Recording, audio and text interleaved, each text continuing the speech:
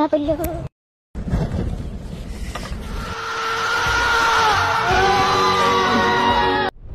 ময়মনসিংহের গৌরীপুরের content creator আলামিন প্রত্যন্ত অঞ্চলে বেড়ে ওঠা তার। সেখানে এক ঝাঁক বন্ধু বান্ধব নিয়ে শুরু করেন ফেসবুকে ভিডিও আপলোড। ছোট ছোট গল্প বা ফানি স্টোরি দিয়ে মজার মজার ভিডিও আপলোড করে থাকেন তিনি, যে কিনা এক সময় চরম অর্থ কষ্টে কাটিয়েছেন দিন। পেটের ক্ষুধায় পেটে ইট বেঁধে বানাতেন ভিডিও, পকেটে একটি টাকাও ছিল না তার। সেই আলামিন এখন আয় করছেন লক্ষ লক্ষ টাকা। প্রতি মাসে ফেসবুক থেকে তার ইনকাম 15 থেকে 20 লক্ষ টাকা। আমি এই ফ্যাটটার মধ্যে ইট বাইন্ধে ভিডিও বানাইছি। এই ফ্যাটটা ফ্যাটের কি দেয় 10টা টাকা নাই কিছু কামও, তবু কিন্তু ভিডিও করছি। আমি যেই মাসে 5 লাখ টাকা 7 লাখ টাকা অনুদান দিছি, এই মাসে 20 লাখ টাকা ইনকাম করছি।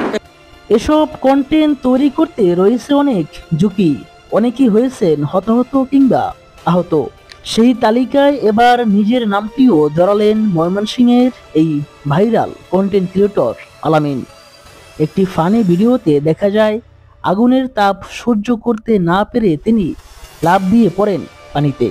ভাইরাল হওয়া সেই ভিডিওতে দেখা যায় লুঙ্গি পরিহিত অবস্থায় হাতে সাবানের কেস নিয়ে খালি গায়ে তিনি এগিয়ে যাচ্ছেন পুকুরে গোসল করতে। মই বেয়ে ওঠেন উপরে ঘাটে। উপরে ছিল একটি বোতলে পানি। কথা ছিল যখন বন্ধুরা নিচ থেকে আগুন জ্বালিয়ে দেবে তখন তিনি বোতলে থাকা পানি দিয়ে গোসল করবেন। প্রচণ্ড শীতের মধ্যে এমন একটি ভিডিও বানানোর প্ল্যানিং ছিল তার, কিন্তু যখন নিচ থেকে আগুন জ্বালিয়ে দেওয়া হলো তখন আগুনের তাপ এতটাই বেশি ছিল যে তিনি বোতলের মুখ খুলে সেই পানি দিয়ে গোসল করে ভিডিও বানানোর মতো পরিস্থিতি ছিল না। একটা পর্যায়ে তিনি আগুনের তাপ সহ্য করতে না পেরে লাফ দিয়ে পড়েন পুকুরে।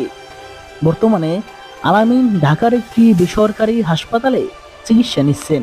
তাই দর্শক যারা বিভিন্ন কন্টেন্ট তৈরি করে থাকেন অবশ্যই তারা সতর্কতার সঙ্গে কন্টেন্ট বানাবেন।